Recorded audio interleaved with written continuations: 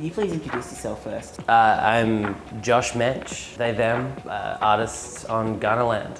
So tell us a bit about your new show, The End is High Concept. What is it about?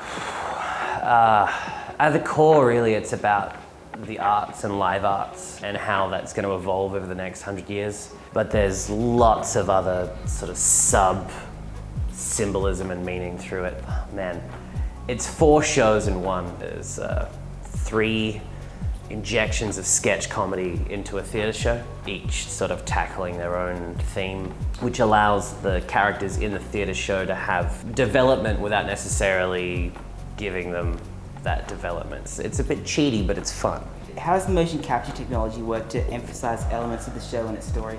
It's stuff that I personally haven't seen in theatre before. Having a motion capture rig set up with an actor acting alongside the actors on stage, but they are an animated creature. To me and to us, this kind of encapsulates the future of live arts and what's possible, and that integration of technology and classic traditional theatre. Also, I just think it's really fucking cool. Can you explain a bit about how the technology works in the show too? As in how we're implementing it, or how it works on a technical level? How it works on a bit of a technical level. I can't answer those questions. Okay. My friends at Acco Labs, Darcy Holmes and Thomas Meakin, they've been working on this technology for the past 12 months or so, potentially even longer. They use their smarts and some expensive looking cameras, and they make what to me seems like magic happen. But yeah, I don't know how it works. Is this the first time you've worked with like motion capture technology for a show as well? Yes, yeah. As far as I'm concerned, I don't even know if I've seen a show with motion capture technology in it. Maybe pre-recorded stuff, but not live. Was that initially like written into the show to use that kind of animation, or was that something that came later?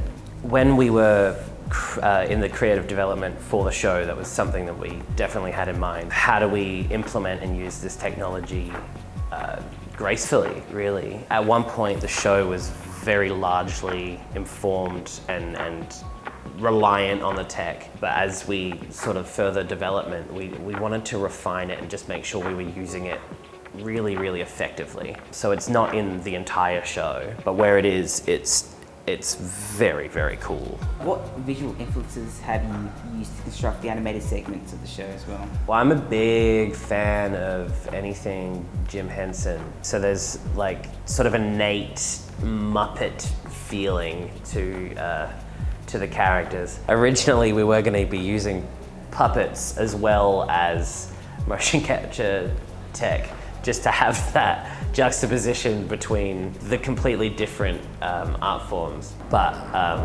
yeah, just sort of your old sci-fi, like bit of Muppets, bit of Red Dwarf, but like ABC late 90s kids show. Love that. Also, is it like kind of like Sinister Muppets? Almost? Sinister Muppets? Yeah, is it kind of like that? It's a bit more goofy Muppets. It's a bit goofy. Unfortunately, yeah, we're not implementing any puppets or Muppets in this, but the characters are all very Muppet-like. It's just a bunch of goofballs in space.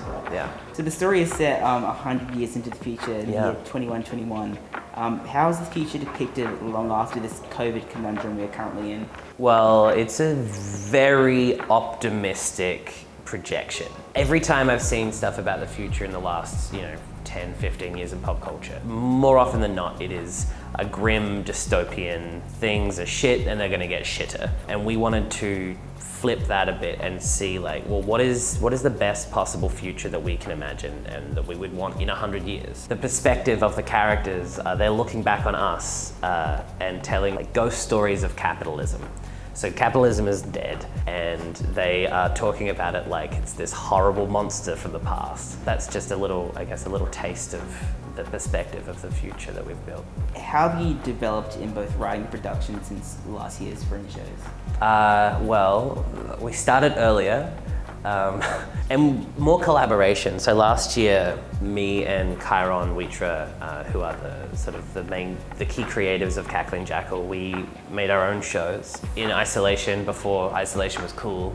We both produced our own solo work, and they were great shows, but we missed collaborating. So this was just a chance to enjoy each other's creativity and collaborate. Yeah, we started earlier and we collaborated more. So. I feel that COVID has also had an influence in your work this year as well. Inevitably. I think we did make a conscious effort to try and not have that filter in as much. I think it definitely gave us more time to focus on this stuff and write about all these other ideas that we had. To make an already long answer short, yeah, sure, yeah. Yeah. I heard that The End is High Concept is inspired by the likes of Black Mirror and Skit House. What elements of these productions influence you the most in your writing? Ooh, spooky tech, basically. Just something that's meant to improve your life that ultimately destroys your life. So that's where the sketches, and I guess the main core of the show, which the sketches sit in, they are all built around future tech destroying your life and your future. The fact that there's a punchline generally to these horrors, and the fact that they are, although horrifying realities, quite funny, is where the two meet and create what we've made here.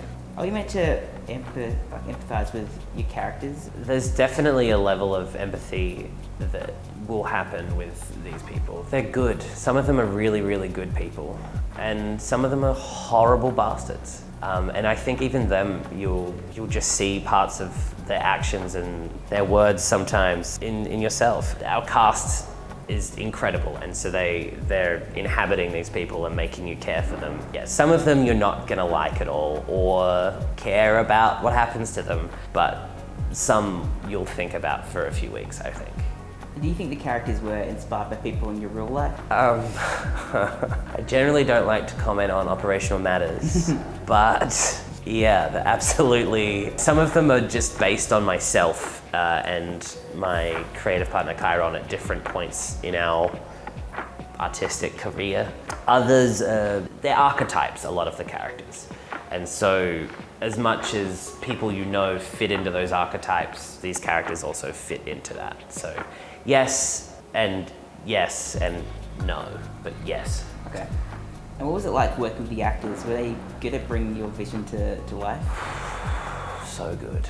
I have been incredibly lucky with who we've managed to get for this show. They are just, words do not help me, they're not here. The words are gone. Every rehearsal, every day, these people are just inhabiting them and exploring these characters in ways that I hadn't even thought. I'm like, oh my God, that's so obvious, that's amazing. For a first time director directing a group of people, I could not be luckier with who I have.